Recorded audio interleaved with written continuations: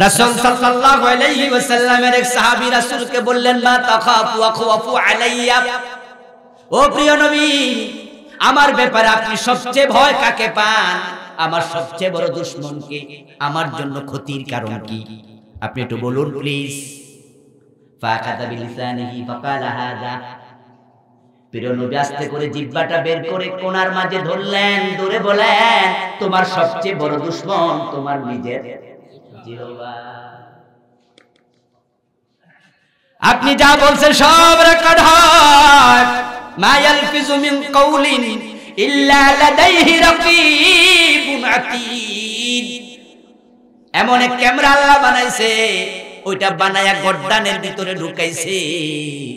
মুখ থেকে বের হওয়া একটা শব্দ যেটা কেউ শুনে নাই, পাশের জনও শুনে নাই, নিজে নিজে বলছেন ছোট ছোট করে। মাঝে মাঝে রাগ বেশি হইলে আমরাও তো কিছু কই না, মানে এমন লোকে অন্যায় করছে হেরে মুখ ফুটে কইতেও পারি, অথবা এমন জায়গায় অন্যায়টা করেছে যেখানে বললে প্রেস্টিজ লস হবে, মেজাজটা খুব খারাপ হয়ে গেছে, তখন কিছু কিছু কথা আমরা আস্তে আস্তে কই। কোরআন মাজিদে আমার রব বলেন, তোমার মুখ থেকে যা বের হলো পৃথিবীর কেউ যদি নাও শোনে সেটাও রেকর্ড হয়ে গেছে। ওয়া কুল্লা ইনসানিন আলজামনাহু তায়রাহু ফি উনুকিহি, সব মানুষের গর্দানের মাঝে ওই রেকর্ডার আমি ঢুকায়া রাখছি।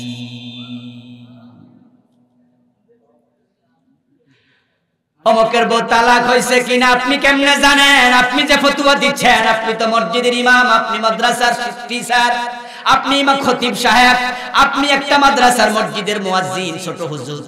আপনার কাছে কেউ আসছে আর আপনি ভাবছেন মনে মনে আমি ইবতেদায়ী মাদ্রাসার সুপার, যদি বলি পারি না মানুষ কি কইব, এজন্য আপনি ফতোয়া মেরা দিলেন।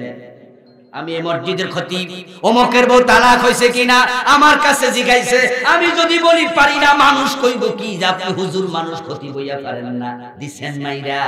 এটা আপনার কাজ না মুফতির কাজ? এই কাজ আপনারে করতে কইছে কে? তালাকের ফতোয়া দেয় যেই মুফতিরা, তারা ঘেমে যায়।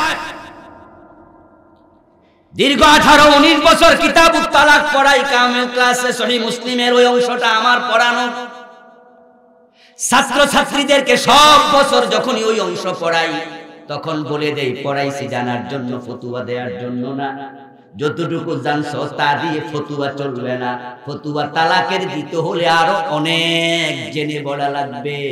কারণ যদি তালাক হয়, তুমি বলো হয় নাই, তাহলে একটা বৈধ বিবাহ তুমি ভেঙে দিলা।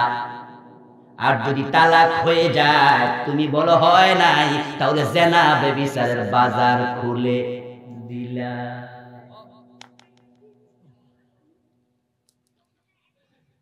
যদি তালাক হয়ে যায়, আপনি বলেন হয় নাই, তাহলে স্বামী স্ত্রী যা করতেছে বিয়েটা আছে না গেছে? এখন গায়ে হাত দিল তো কবিরা গুনাহ হবে, সামনে নিলে কবিরা গুনাহ হবে, জেনা ব্যভিচার হবে, বাচ্চা হলে জারজ হবে, করলেন কি?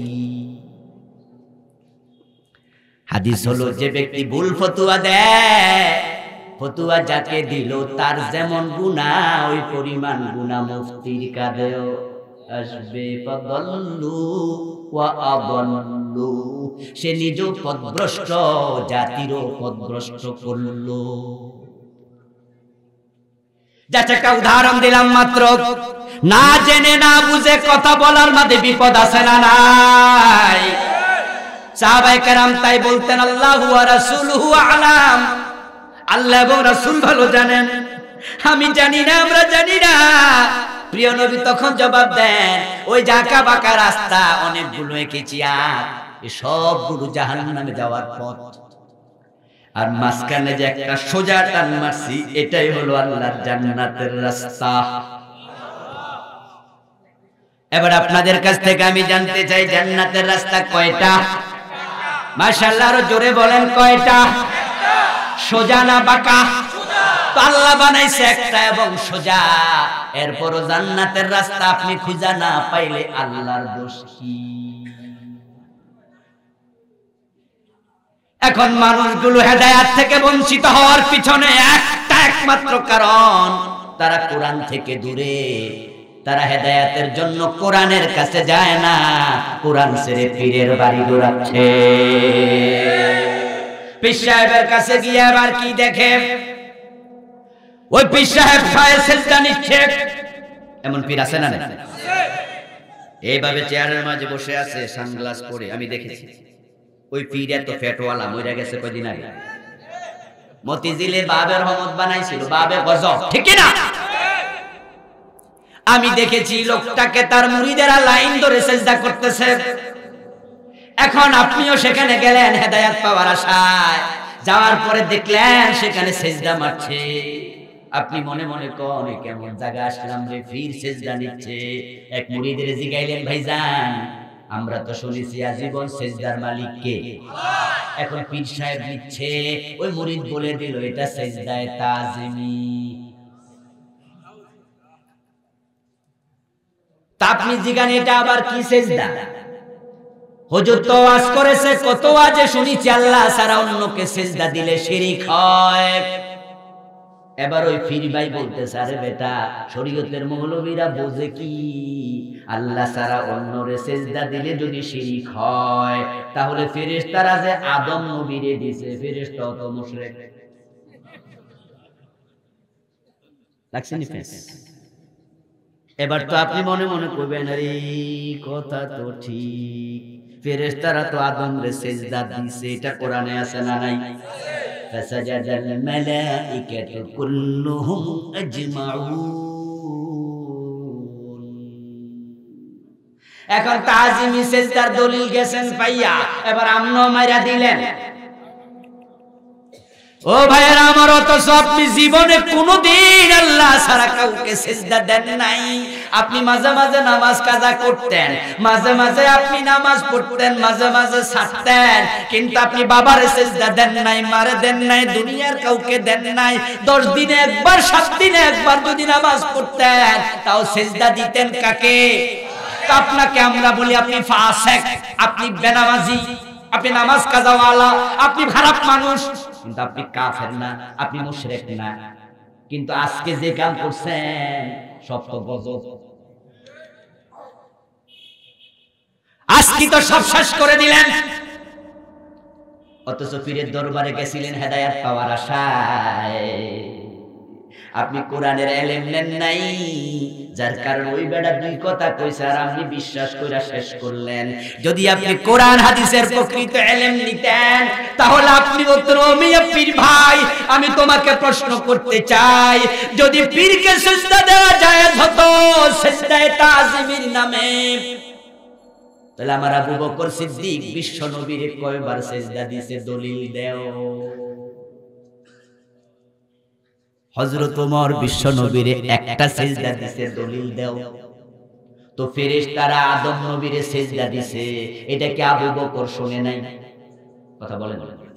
হযরত ওমর শুনে নাই। তো বিশ্ব নবীর চেয়ে বড় পীর কে? আবু বকরের চেয়ে বড় মুরিদ কে? আপনি আপনার পীরকে তাজিম করেন, সম্মান করেন, সম্মান দিয়ে সিজদা যদি জায়েজ হতো, বিশ্ব নবীকে আবু বকর সিদ্দিক সম্মান কম করতো না আরো বেশি? তো সিজদা দিল না কেন? আপনার কোরআনের ইলম, কোরআন আপনাকে বলতো এটা হেদায়েতের পথ না। এই পীর ভণ্ড, ওই পীরের কাছে গেলে তুই পথ হারা হয়ে যাবি। এই পীরের কাছে যাস না, যাস না, সর সর। পীরের কাছে যাইয়া দেখেন পীর মহিলা মুরিদ করাচ্ছে, পর্দা নাই। এমন পীর বাংলাদেশে আছে না নাই? সকল পীর ভণ্ড নয়, তবে ভণ্ডের সংখ্যাই বেশি। এখন পীর সাহেব মহিলা মুরিদ করাচ্ছে, আপনি সেখানে গেলেন। যদি কোরআনের কাছে আপনি আগে যেতেন, কোরআন আপনাকে বলতো কুল্লিল মুমিনিনা ইয়াগুদ্দু মিন আবসারিহিম ওয়া ইয়াহফাজু ফুরুজাহুম।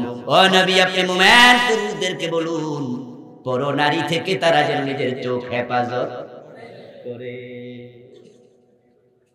কিন্তু আপনি গিয়ে দেখেন পীর মহিলা মুরিদ বানায়। এবার আপনি বললেন হুজুরদের ওয়াজে তো শুনছি পর্দা করা ফরজ, এখন এই পীর সাহেব তো পর্দা করে না, সরাসরি মহিলা মুরিদ বানাচ্ছে।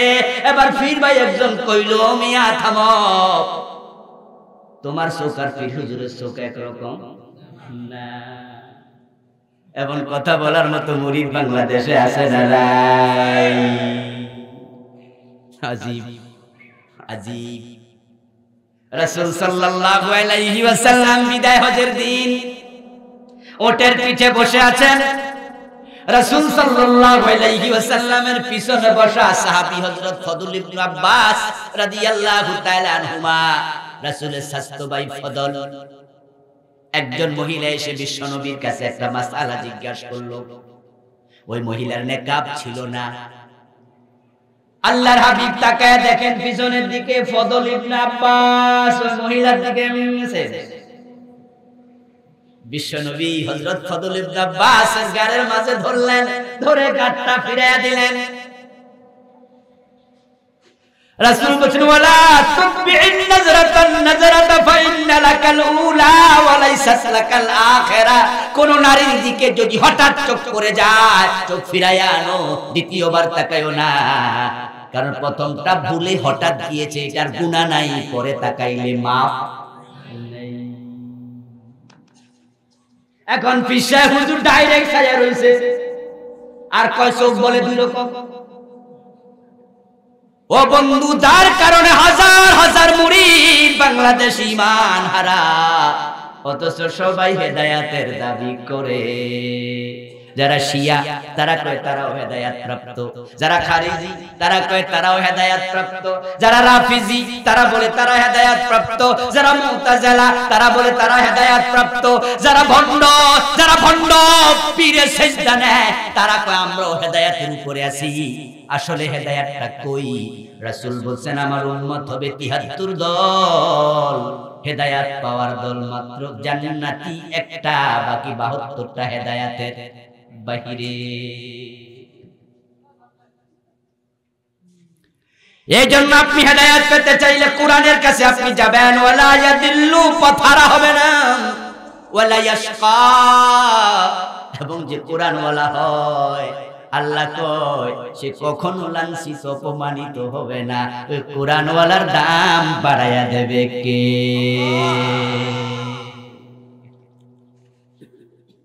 কোরআনওয়ালাকে কখনো অপমানিত করা যায় না, এটা আল্লাহর কোরআনের কথা। আল্লাহ নিজে বলছেন, আরে কায়াতে ইয়ারফাইল্লাহুল্লাযীনা আমানু মিনকুম ওয়াল্লাযীনা উতুল ইলমা দারাজাত। যারা ঈমান আনবে এবং কোরআনের ইলম পাবে, আল্লাহ বলেন নিজ দায়িত্বে আমি তাদের সম্মান বাড়াতে থাকব। কোরআনওয়ালাদের সম্মান যে কমে না, এটা তো আমরা বাংলাদেশে দেখতে পাচ্ছি। একজন কোরআনের মুফাসসির ছিল, 40 বছরের বেশি তিনি তামাম পৃথিবীর সব জায়গায় বলা চলে ইসলামের দাওয়াত দিয়েছেন। ডজন ডজন রাষ্ট্র ইসলামের কথা বলেছেন।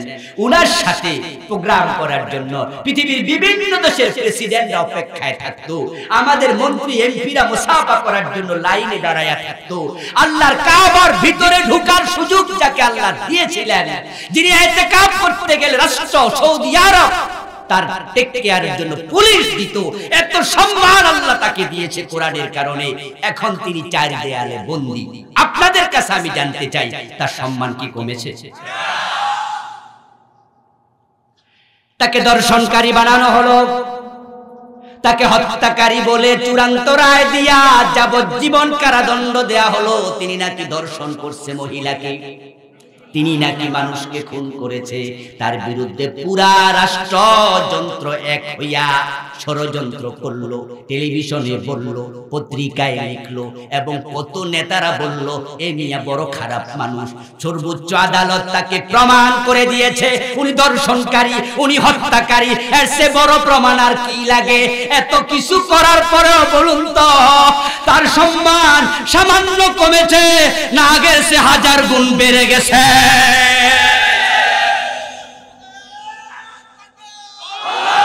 আমার প্রিয় ভাই শোনো, কথা বলো, আমার প্রিয় ভাইয়েরা, উনার সম্মান যে 1000 গুণ বেড়ে গেছে। যদি তোমাদের বিশ্বাস না হয়, আমরা তোমাদের কাছে একদিনের জন্য তাকে মুক্তি দেওয়ার আহ্বান করছি। তাকে শুধু একদিনের জন্য মুক্তি দিয়া আমাদের তুরাগের তীরে বিশ্ব ইজতেমা যেখানে হয় এখানে একটা তাফসীর মাহফিল দিয়া দেখো। ওই দর্শনকারী তোমাদের ভাষায় খুনি, উনার ওয়াজে মানুষ আগে হয়তো 2-4 লাখ, এখন কোটির মতো হয়ে যাবে। বাংলাদেশের কোন মাঠে জায়গা দেয়া যাবে না। আমার ভাইরা, মানুষ পাগলের মতো দৌড়ে যাবে। উনার সাথে আমাদের কোনো পারিবারিক সম্পর্ক নাই, রক্তের সম্পর্ক নাই, আত্মীয়তার সম্পর্ক নাই। উনার সম্মানের কারণ শুধু আল্লাহর কোরআন। কোরআনওয়ালা হবে, হেদায়েতের গ্যারান্টি আল্লাহ দেবেন, ইজ্জত সম্মান বাড়ানোর দায়িত্ব আল্লাহ নিজে নেবেন। আল্লাহ বলে, আমি আমার রাসূলকে কোরআন দিয়ে পাঠাইছি। এই দামি কোরআন আল্লাহ কেন পাঠালেন? কারণ আছে না নাই? ওয়াদীনিল হক, এবং আমি পাঠাইছি সত্য ধর্ম দিয়ে। সত্য ধর্মের নাম কি? ইসলাম। জোরে বলেন, সত্য ধর্মের নাম কি? ইসলাম। সত্যের বিপরীতে কি? মিথ্যা। তাহলে বোঝা গেল পৃথিবীতে ইসলাম ছাড়া সত্য ধর্ম আর একটাও নাই।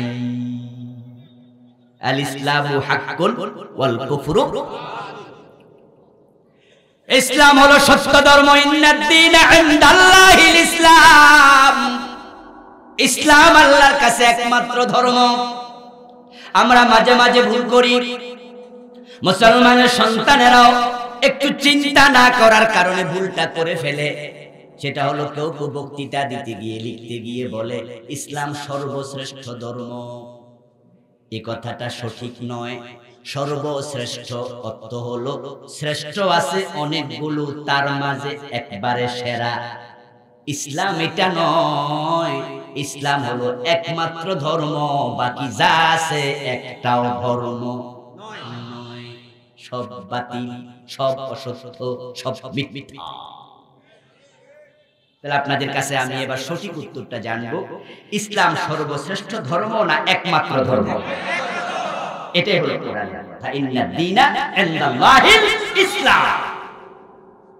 অন্য আয়াতে আল্লাহ আরো ব্যাখ্যা করেছেন, ওয়া মান ইয়াবতাগি গায়রাল ইসলামি দীনা ফালান ইউকবালা মিনহু।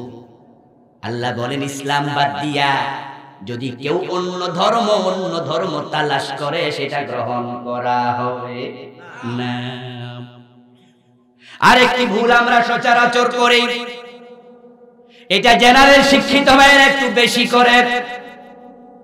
বিভিন্ন কলামিস্ট, রাইটার, সাংবাদিক, বিভিন্ন বক্তারা অনেক সময় হিন্দুদের যখন পূজা আসে তখন এই ভুলটা বেশি করে। সেটা হলো তারা বলে সনাতন ধর্মাবলম্বীদের পূজা আসছে। সনাতন ধর্মাবলম্বী এমন কথা আছে না? সনাতন ধর্ম, সনাতন ধর্ম বলতে ওরা কোন ধর্মকে বুঝাতে চায়? কোন ধর্ম? বাংলাদেশে? হ্যাঁ, কি কি বুঝাতে চায়? সনাতন ধর্মাবলম্বীদের পূজা। সনাতন মানে পুরাতন, সনাতন মানে প্রাচীন। আপনাদের কাছে আমি বলতে চাই, পৃথিবীর প্রথম মানুষকে, উনার ধর্ম হিন্দু ধর্ম ছিল, ঠিক না? হযরত আদম হলেন পৃথিবীর প্রথম মানুষ। আমরা সবাই একমত, উনার ধর্ম হিন্দু ধর্ম নয়। উনার ধর্ম কি? উনার ধর্ম ইসলাম। ইন্নাদ দীনা ইনদাল্লাহিল ইসলাম। আল্লাহর কাছে ধর্ম একটাই, তার নাম ইসলাম। এখন আদমের ধর্মের আগে যদি মানুষ থাকতো আর সেই মানুষটা হিন্দু হতো তাহলে আমরা বলতাম এটা ঠিক আছে। কিন্তু যেহেতু আদমের আগে মানুষ নাই, সুতরাং সনাতন ধর্মের নাম হিন্দু ধর্ম নয়, সনাতন ধর্মের নাম হলো ইসলাম। বিশ্বনবী মুহাম্মদুর রাসূলুল্লাহ সাল্লাল্লাহু আলাইহি ওয়াসাল্লাম আল্লাহ তাআলা কোরআন দিয়া, ইসলাম দিয়া কেন পাঠালেন? এবার আল্লাহ বলছেন উদ্দেশ্য শোনো। বিশ্বনবী কেন এসেছেন? কোরআন নিয়ে কেন? চুমু খাওয়ার জন্য, তাকে রাখার জন্য, গিলাপ পরায় রেখে দেওয়ার জন্য, জিনে ধরলে ফু দেওয়ার জন্য, গলায় তাবিজ বানানোর জন্য। তো কেন পাঠালেন? কারণ আছে না নাই? লিয়ুযহিরাহু আলাদ-দীনি কুল্লিহি। আল্লাহ তাআলা তিনটি সূরাতে এই বক্তব্য দিয়েছেন, একটা বক্তব্য তিনবার। সূরাতুস সাফ আয়াত নাম্বার 9, সূরাতুল ফাত আয়াত নাম্বার 28, সূরাতুত তাওবা আয়াত নাম্বার 33, তিন জায়গায় একই কথা বলেছেন। আমি আমার নবীকে পাঠাইছি লিয়ুযহিরাহু আলাদ-দীনি কুল্লি।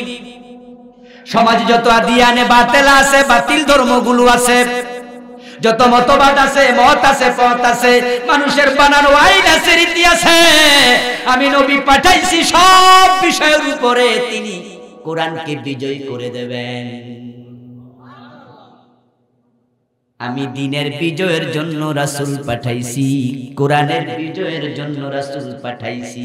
রাসূলের জীবনের লক্ষ্য কোরআনের বিজয়। এখন ও উম্মত, আপনাকে বলছি, রাসূলের জীবনের লক্ষ্যের সাথে আমাদের জীবনের লক্ষ্য এক করা দরকার আছে না নাই? রাসূলকে অনুসরণ করা উম্মতের জন্য নফল না ফরজ? ভাইরা কথা বলছেন না কেন? রাসূলকে অনুসরণ করা ফরজে কিফায়া না ফরজে আইন? রাসূলের কথার সাথে উম্মতের কথা মিলা ফরজ, রাসূলের কাজের সাথে উম্মতের কাজ মিলা ফরজ, রাসূলের চিন্তার সাথে উম্মতের চিন্তা মিলা ফরজ। রাসূল হলেন কদওয়া, রাসূল হলেন উসওয়া, রাসূল হলেন ইমাম, রাসূল হলেন আমাদের একমাত্র আইডল, রাসূল হলেন একমাত্র মডেল। ভালো করে শোনো মুসলমান, মাথার মাপে হবে টুপি, গায়ের মাপে হবে পাঞ্জাবি, রাসূলের মাপে হবে তোমার ইসলাম।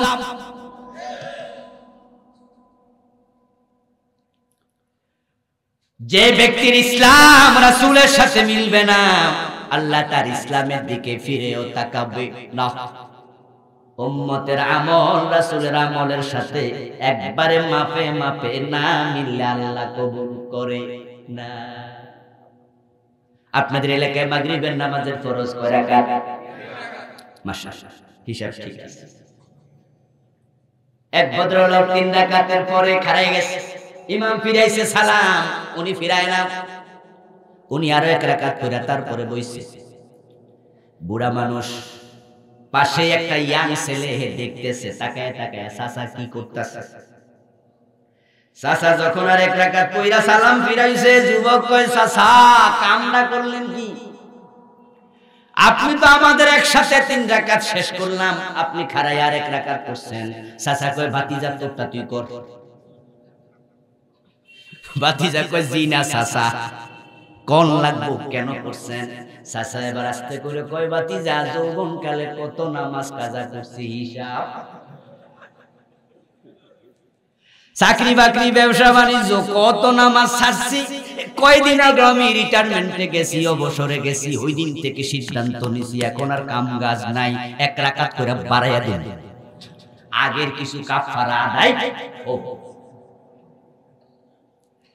ভাতিজা শুনে কয়, চাচা গজব করছেন, আগে টিকা ফারা হওয়া দূরের কথা, এখন আসলে চাচা বলছে, ভাতিজা দোষ করছি কি? আমি তো কইতে পারবো না বেশি ভালো কইরা, ইমাম সাহেব ভালো কইরা কইতে পারবো, নামাজ শেষ হোক, ওনার কাছে চলেন। ইমাম সাহেব শুনে কয়, চাচা আমও নাই, চালাও গেছে। এবার চাচা মিয়া বলতেছে, হুজুর বুঝলাম না কারণটা কি, আমি কি অন্যায় করছি? আমি 4 নাম্বার রাকাতে একবার সূরা ফাতিহা পড়ছি, অন্যরা কিন্তু পড়ে নাই, একবার বেশি পড়ছি। আপনি তো গত জুমায় ওয়াজ করেছেন কোরআন পড়লে প্রতি অক্ষরে কয় নাকি কমে 10, তা আমি ভুল করছি কি? 1 রাকাত বেশি পড়ার কারণে রুকু একটা বেশি দিছি, সিজদা 2টা, সুবহান রাব্বিয়াল আযীম 9 বার বেশি কইছি। নজরুল গীতি গাই নাই, রবীন্দ্র সঙ্গীত কই নাই, সোনার বাংলা গানও গাই নাই, অন্যায়টা করছি কি? আমসালা গেল কেন? কথা কিন্তু যুক্তি আছে, কোন অন্যায় তুমি করে নাই। কিন্তু আমসালা যাওয়ার কারণ রাসূলের সাথে তোমার নামাজ মিলে নাই। আমরা বলি ইল্লাল্লাহ জিকির করবেন না, আর আপনি হরেক রকমের যুক্তি দেন। অসুবিধা কি? আমার হুজুর কইছে এটা মুস্তাসনা, ওইটা ইস্তেসনা, এটা হরফ ইস্তেসনা, এটা জায়েজ আছে, বুখারীতে আছে ইল্লাল ইজকি, অসুবিধা কি? আমি বলি ভাই থামেন, আপনাকে বুঝতে হবে ইসলাম রাসূলের মতো হওয়া ওয়াজিব, এটা আবশ্যক। বিশ্বনবী ইল্লাল্লাহ জিকির জীবনে একবার করেছে, হাদিস খোঁজেন পাবেন না। রাসূল বলেছে সুবহানাল্লাহ, রাসূল বলেছে আলহামদুলিল্লাহ, রাসূল বলেছে আল্লাহু আকবার, রাসূল বলেছে লা ইলাহা ইল্লাল্লাহ। তিনি মাঝখানে ভাঙছে এমন হাদিস একটাও নেই। ও ভাই আমার, আপনাকে আমি বলি এটা করবেন না, ওটা করবেন না, আপনি যুক্তি কেন দেন? বিশ্বনবীর আমলের সাথে আপনার আমল মিলবে, রাসূলের চিন্তার সাথে আপনার চিন্তা মিলবে, রাসূলের কর্মের সাথে কথার সাথে কথা মিলবে না, মিললে উপায় নাই, উপায় নাই, উপায় নাই। 250 কোটির উপরে খ্রিস্টান আজকে মুশরিক, একটা মাত্র কারণ ঈসা নবীর কথার সাথে তাদের কথার মিল নেই। ঈসা আলাইহিস সালাম মায়ের কোলে বসে বলেছিলেন ইন্নী আব্দুল্লাহ আতানিয়াল কিতাবা ওয়া জাআলানি নাবিয়্যা। হযরত মারিয়ামের বিয়ে হয় নাই, উনার পেটে আল্লাহ বাচ্চা পাঠায়া দিয়েছে জিবরিল আমিনের মাধ্যমে ফু দিয়া। হযরত মারিয়াম জিবরিলকে প্রশ্ন করেছিলেন আন্না ইয়াকুনু লি গোলাম ওয়া লাম ইয়ামসাসনি বাশার ওয়া লাম আকু বাগিয়া। ও জিবরিল, তুমি বলতেছো আল্লাহ আমার ছেলে দেবে, অথচ আমার তো বিয়ে হয় নাই, কোন পুরুষ আমাকে জীবনে টাচ করে নাই। ওয়া লাম আকু বাগিয়া, আমি তো ব্যভিচারিণী না। কেমনে হবে? জিবরিল কয়টা আল্লাহ দিছে, আল্লাহ পারে। সুবহানাল্লাহ পড়েন। আল্লাহ পারে কি না? ক্ষমতা আছে না নাই? আল্লাহ আছে, আল্লাহ সব ক্ষমতা আছে। সাবধান, সব ক্ষমতা এক শব্দে বলে দিলাম। আমার আগে মাহবুব ভাই বলেছে ফেরাউনকে আল্লাহ পানির ডুবাইছে, নমরুদকে জুতার বাড়ি খাওয়াইছে, বলছেনি? সাবধান, সাবধান, বাড়াবাড়ি কখনো করবেন না, বাড়ির পাশে গরিবের উপর জুলুম করবেন না, উত্তরবঙ্গের রিকশাওয়ালাকে থাপ্পড় মেরে দেবেন না, 3 টাকা 5 টাকা নিয়ে ঝগড়া করে ওই হেল্পারকে বলবেন না গাড়ি থেকে ফেলে দেব, বেটা আমার চিনো। জুলুম করবেন না, কারণ মাজলুমের ফরিয়াদ এবং আল্লাহর মাঝখানে পর্দা থাকে না।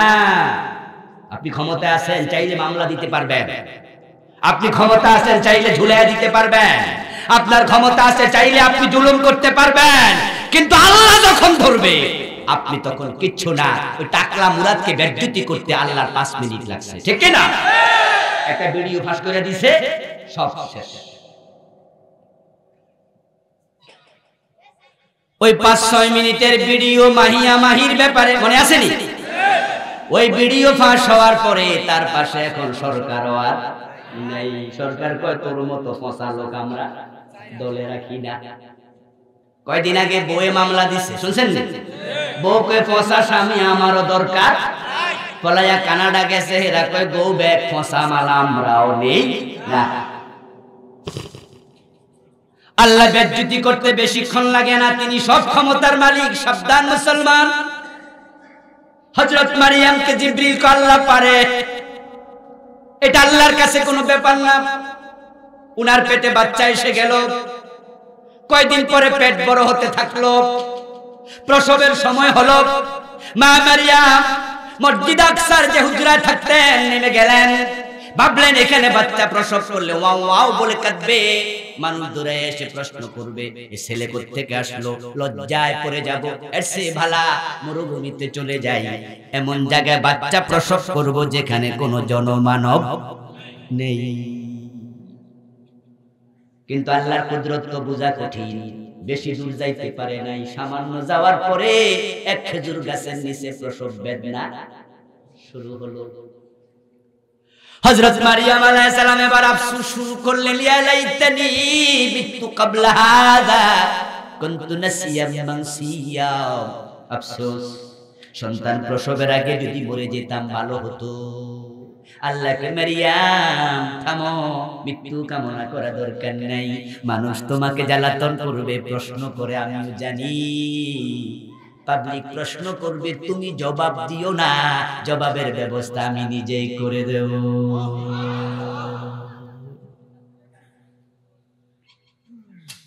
হযরত মারিয়াম আলাইহিস সালাম সন্তান প্রসব করলেন, কোলে নিয়ে বসে থাকলেন। লোকজন আসলো, ক্বালু ইয়া মারইয়াম লাকাদ জিতি শাইআন ফারিয়া। মারিয়াম, বিয়ে তো হয় নাই, বাচ্চা প্রসব করেছো নিশ্চিত, তুমি ব্যভিচার করছো। নাউজুবিল্লাহ। মারিয়াম চুপ করে আছে, জবাব দেয় না। লোকজন বলে, কথা বলো, এ বাচ্চা পরিচয় কি, কার সাথে ব্যভিচার করেছো, নাম বলো, নাম বলো, কথা বলো। মারিয়াম কথা বলে না। এক পর্যায়ে তাদের প্রশ্নের উত্তর তিনি ইশারায় দিলেন, ফাশারাত ইলাইহি। আল্লাহ কোরআন মাজিদে বলেন, মারিয়াম কোলে শিশুর দিকে ইঙ্গিত করলো, করে বুঝালো, তারে জিজ্ঞেস করো তার পরিচয়, আমারে জ্বালাও কেন? সুবহানাল্লাহ। ক্বালু কাইফা নুকাল্লিমু মান কানা ফিল মাহদি সাবিয়্যা। তখন তারা বলছে, মারিয়াম চালাকি করো না, বরং পিচ্ছি কথা বলবে কেমনে, একদিন বয়স, তোমাকেই কথা বলতে হবে। মায়ের কোলে শুয়ে শুয়ে হযরত ঈসা নবী সব শুনতেছেন।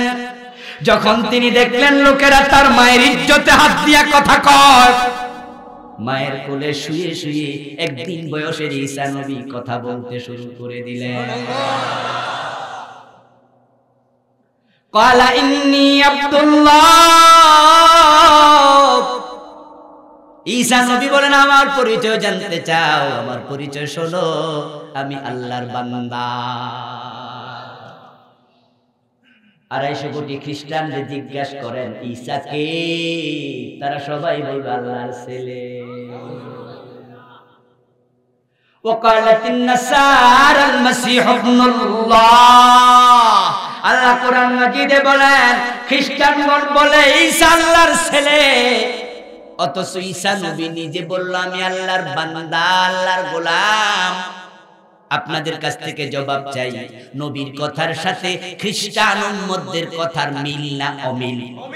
এই অমিলের কারণে তারা মুমিন না মুশরিক? নবীর সাথে উম্মতের কথা মিলতেই হবে। নবী মাগরিব পড়েছেন 3 রাকাত, আপনি পড়বেন 4 রাকাত, বাতিল, আমল মিলতে হবে। এবার নবীর চিন্তা হলো জমিনে দ্বীনের বিজয় করা, এজন্য আল্লাহ পাঠাইছে।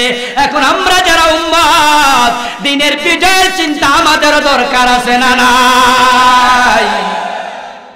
কিন্তু দ্বীন বিজয়ের কথা বলার লোকের বড়ই অভাব। দিন বিজয়ের কথা সব ওলামা বলে না, সব পীর বুজুর্গ বলে না, সব খতিবেরা বলে না।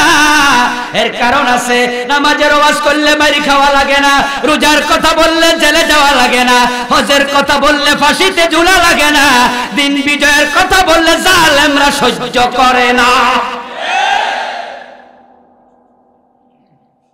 কোরআনের মুফাসসির কেন জেলখানায়? উত্তর শুধু একটাই, তিনি দিন বিজয়ের কথা বলেছেন। যারা নামাজ রোজার ওয়াজ করে তাদের পেট বড় হবে, জিকির আজকারের ওয়াজ করে গর্দান মোটা হবে, হাদিয়ার অভাব হবে না, ফুলের মালার অভাব হবে না। দিন বিজয়ের কথা বলাতে নবী মুহাম্মদের দাঁত নাই, আমির হামজা রাদিয়াল্লাহু তাআলা আনহু কলিজাটা নেই, সিরে কাঁচা সবাই। ইমাম হুসাইন রাদিয়াল্লাহু তাআলা আনহুর দেহ থেকে কল্লা আলাদা করে ফেলেছে। ইয়াজিদ কাফেরের সন্তান ছিল না, ইয়াজিদের বাবা ছিল একজন বড় সাহাবী, কাতিবুল ওহী, হযরত আমিরে মুয়াবিয়া রাদিয়াল্লাহু তাআলা আনহু। ইয়াজিদ কাফেরের ছেলে নয়, কিন্তু আমার নবীর নাতির কল্লা কেটে শেষ করে নাই। কর্তিত দেহ, এর উপরে ঘোড়া দাবড়াইয়া মাংস হাড্ডি আলাদা করে ফেলেছে।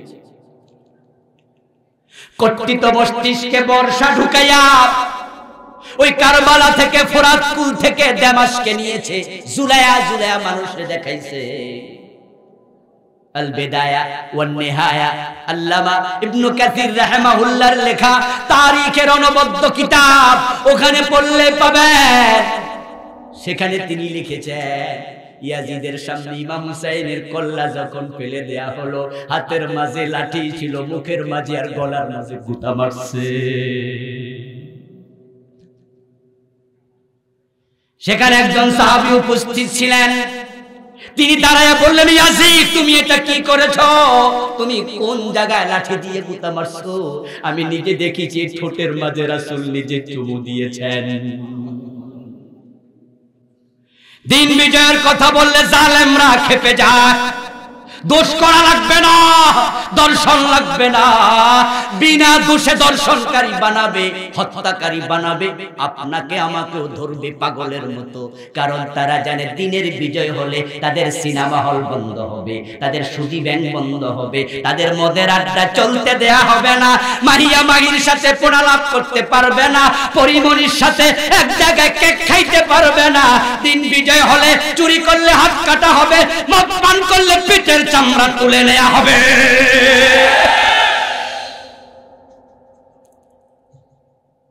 দিন বিজয় হয়ে গেলে তারা তাদের মতো আর চলতে পারবে না।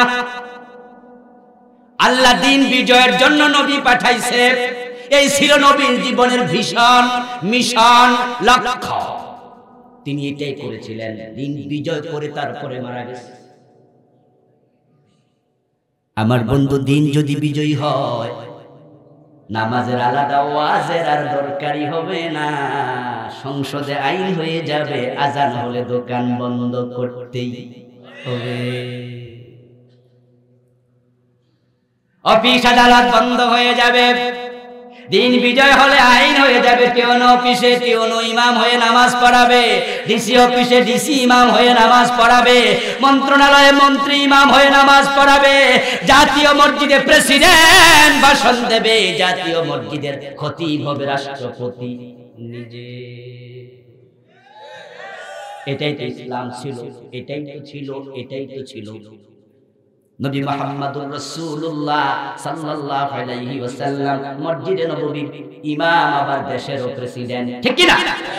হযরত আবু বকর দেশেরও প্রেসিডেন্ট, মসজিদে নববীর ইমাম।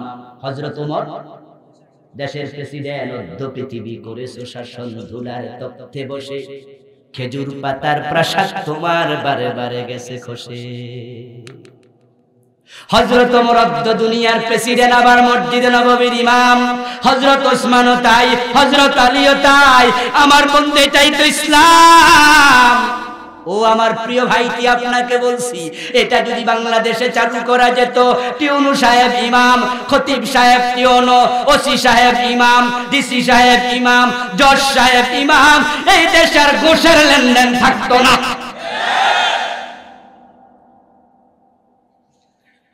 যে সচিবালয় সচিব ইমাম, ওই সচিবালয়ে যারা অফিসার আছে, এরা ওযু ছাড়াও নামাজ পড়তো। মানে আজান হলে দৌড় মারতো আগে, যে আমি যাই সচিব সাহেবের কাছে খারাপ, তাহলে উনি ভাববে আমিও মুত্তাকি। আইন হয়ে যাবে ইমাম আবু হানিফা, শাফি, মালিক, আহমদ ইবনে হাম্বল রাহিমাহুমুল্লাহ, চার ইমাম একমত।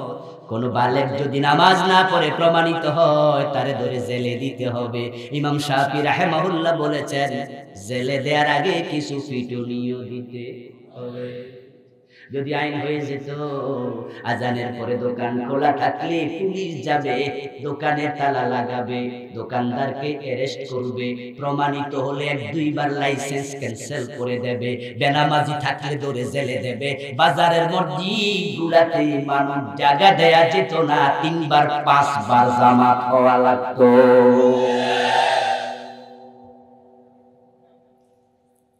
ও প্রিয় ভাইটি, দিনের বিজয় হয় না, না হওয়ার কারণে নামাজের ওয়াজ অনেক হইছে। তাবলীগ জামাতের বাইরা নামাজের ওয়াজ করে, পীর সাহেব হুজুররা নামাজের কথা বলে, খতিবেরা, মাহফিলের বক্তারা, আলেম ওলামারা নামাজের কথা বলে, কিন্তু ফজরের সময় সালাম ফিরাইয়া দেখেন তো মসজিদের খবর কি?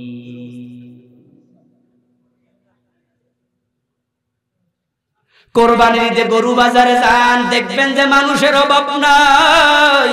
আসরের টাইম মুয়াজ্জিন বলে হাইয়া আলাস সালাহ, নামাজে আসো। পাবলিক কয় না, আগে গরু কিনি। জমজমাট বাজার, গরু কিনতে কিনতে আসর শেষ, বাড়ি নিতে নিতে মাগরিব। উনারা ওয়াজিব নিয়ে ব্যস্ত, ফরজ পরেও ফরজ যায়।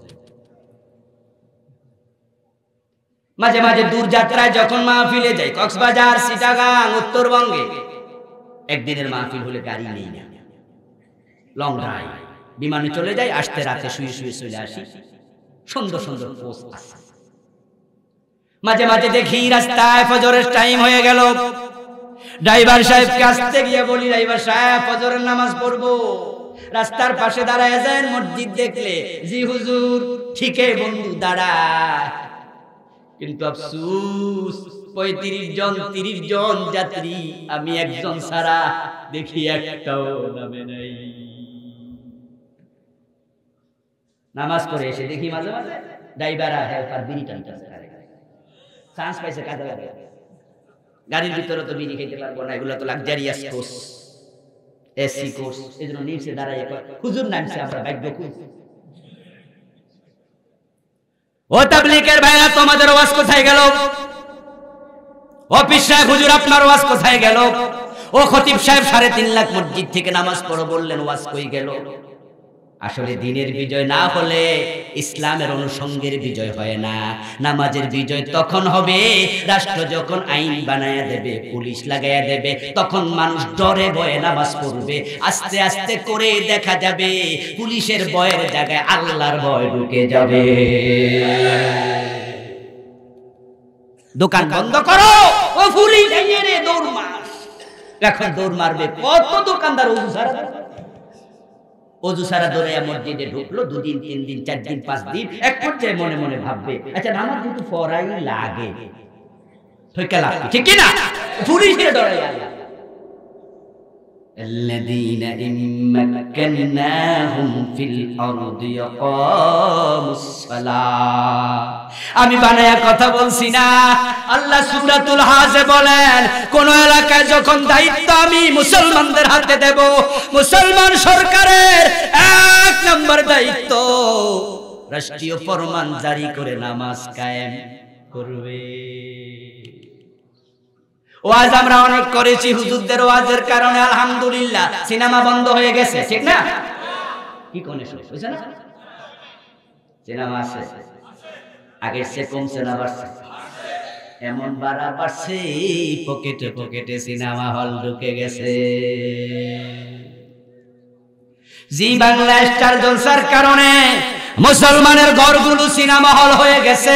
চা দোকানগুলোতে গেলে তো অবস্থা এত খারাপ, 24 ঘন্টা নাটক সিনেমা চলে, এমন চা দোকানও। এখন ওয়াজ করে তো সিনেমা বন্ধ করা গেল না, কি করতে হবে? দিনের বিজয় করে দাও। সিনেমা বন্ধ করতে একটা নোটিশ মাত্র যথেষ্ট। সিনেমা বের করার জন্য একটা বোর্ড আছে, যারা সাইন করলে সিনেমা রিলিজ হয়, ওইটার নাম সেন্সর বোর্ড। জানেন নি? আচ্ছা না জানলে আজকে জানাইলাম। এটা সরকারের দেশ চালানোর রীতি। আমাদের তথ্য মন্ত্রণালয়ের অধীনে সেন্সর বোর্ড কাজ করে।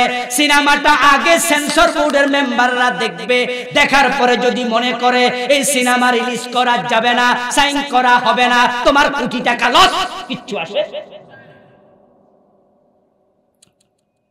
ওই সেন্সর বোর্ডে যদি প্রধান হতো কামাল উদ্দিন জাফরি, ওটার মহাসচিব হতো আওলাদে রাসূল তাহেরি আল জাবেরি, 5 জনকে বসায় দাও, বাংলাদেশে বেপরদা সিনেমা একটাও বের হবে না।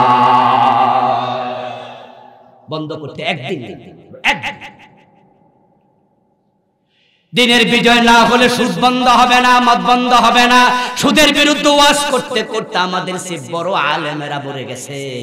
আওয়াজ করে বলুন তো, সুদ কি মারা গেছে না জোয়ান হয়েছে?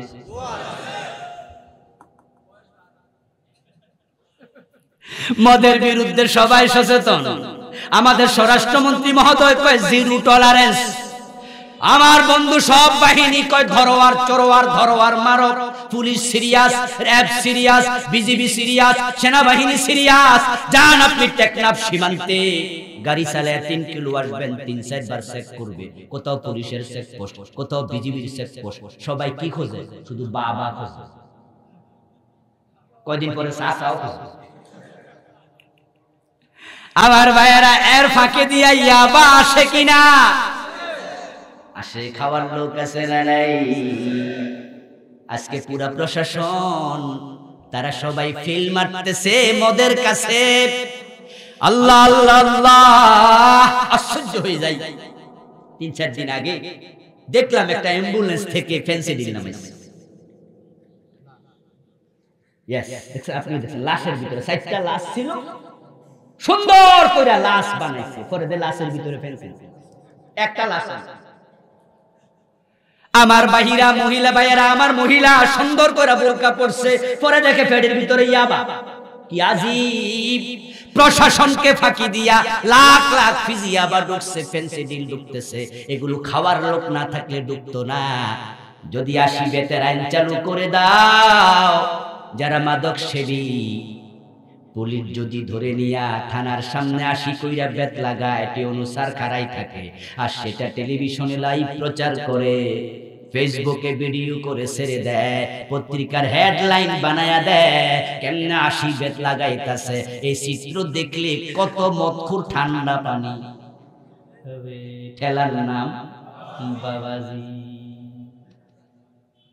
কিন্তু এখন আমাদের মাদকের ব্যাপারে দুরকম আইন চলছে, দুরকম আইন চলছে। একটা হলো গরিবের ছেলেরা মদ পান করলে ধরে পিটাও, ছেলে দাও, থানায় নিয়ে যাও, লোকারে ঢুকাও। আর ধনীর ছেলেরা 5 স্টার হোটেলে শেরাটনে সোনার গায়ে মদ খায়, তাদেরকে পিটায় না, বরং উল্টা সেলুট দেয়। শেরাটনে কি মদের বান নাই? সোনার গায়ে নাই? রেডিসনে নাই? ওখানে মদ খাচ্ছে না, সেখানে পুলিশ কেন যায় না? ধনী ছেলে, পয়সাওয়ালা ছেলেরা। কিন্তু ইসলাম যখন আসবে সমান আইন হবে। হযরত ওমর নিজের ছেলে আবু শামাকে রেহাই দেন নাই। মদ্যপানের অপরাধী প্রিয় পুত্রকে নিজ করে মেরেছ জোররা, মরেছে পুত্র তোমারই চোখের পরে। এখন ইসলাম বিজয় হলে আমাদের অনেক নেতারা পয়সা পয়সা ভাবে ইসলাম বিজয়ের কথা শুনলে সহ্য হয় না, কারণ চুর ধরে হাত কেটে ফেলবে। নেতার বড় টেনশন। আমি বলি নেতা আপনার হাত তো আর কাটবে না, হাত তো কাটবো চোরের। ইসলামের আইনের ব্যাপারে আপনি দ্বিমত করেন কেন? নেতা কয় হুজুর আপনি বুঝতেন না, সরেন। এর মানে হলো আয়নার সামনে দাঁড়াইলে উনিও চোর দেখে। হাত কাটবে চোরের, টেনশন করেন। আজীব। আমার বন্ধু, তারা ইসলামী আইনের বিরোধিতা কেন করে? দিন বিজয়ের পক্ষে কথা বললে রাজনীতির গন্ধ কেন তালাশ করে? জঙ্গি বলে মামলা কেন দেয়? কারণ তারা জানে ইসলাম বিজয়ী হলে হাত কাটবে, অনেকের হাত থাকবে না। এবং 80 বেতের আইন চালু হলে কত জনের পিঠের চামড়াও থাকবে না। এজন্য তারা বিরুদ্ধে বলছে। তারা বলুক, কিচ্ছু আসে যায় না। আমরা আলেম ওলামা, আমরা পীর বুজুর্গ, আমরা তাবলীগের ভাইয়েরা, আমরা নামাজিরা, আল্লাহ দিন বিজয়ের ব্যাপারে আমরা যদি একমত হতে পারি, ওরা খড়কুটার মতো ভেসে যাবে, দাঁড়াতেই পারবে। কিন্তু পরিতাপের ব্যাপার হলো আমরা একমত এখনো হইতে পারি না। ইসলামের পক্ষে কথা বলে কিন্তু দিন বিজয়ের ব্যাপারে একমত হয় নাই। পিশা হুজুররা বেছে নিছে জিকির আজকারের ওয়াজ চলবে, এজন্য এই ওয়াজ বারবার করে পদ্মা পুশিদা নামাজ রোজা পর্যন্ত ইসলাম শেষ কেন রে ভাই? আদালতে ইসলাম লাগবে, সংসদে লাগবে। ওই ওয়াজগুলো কোরআনে আছে না নাই? ওইগুলোও করেন। 6 উসুলের ভিতরে কেন থাকবেন? ইসলামে উসুল 6টা না আরো বেশি, ওইগুলোও বলেন। ইসলাম তো কমপ্লিট কোড অফ লাইফ। 11 জন খেলোয়াড় ফুটবল খেলতে যদি নাই না, বল 11 জন 11 দিকে মারতো, গোল হইতো কয়দিন? আমার বন্ধু বলুন তো, খেলোয়াড় 11 জন, বল মারে কয় দিকে? আরে কথা কোন লাগবে তো বেশি, কয় দিকে মারে? কিন্তু খেলে কি এক জায়গায় না 11 জায়গায়? হ্যাঁ বন্ধু, কেউ কর্নারে, কেউ ব্যাকে, কেউ মিডলে, কেউ গোলবারে, খেলে এক এক জায়গায়, কিন্তু লক্ষ্য সবার একটাই। তাই খেলা শুরু হওয়ার 2 মিনিট পরও গোল হয়ে যায়, 5 মিনিট পরও হয়। ভালো করে খেলতে পারলে 30-40টা হয়। কিন্তু যদি 11 জন 11 দিকে মারতো, 90 মিনিট নয় 40 বার দিল, কাম হইতো না 90 মিনিট। এখন আমাদের দেশের পীরেরা, বুজুর্গরা, বক্তারা, খতিবেরা, আলেমেরা, আমরা সবাই এক লক্ষ্যে যদি কথা বলি, এই দেশে দ্বীনের বিজয় কোনো জালেম ঠেকাতে পারবে না, পারবে না। এই জন্য দ্বীন বিজয়ের জন্য আমাদের একমত হওয়া দরকার আছে নি? এটা রাসূলের জীবনের লক্ষ্য, ওই লক্ষ্য আমাদের জীবনে আমরা বানাতে। আল্লাহ তুমি তৌফিক দাও, বলেন আমিন।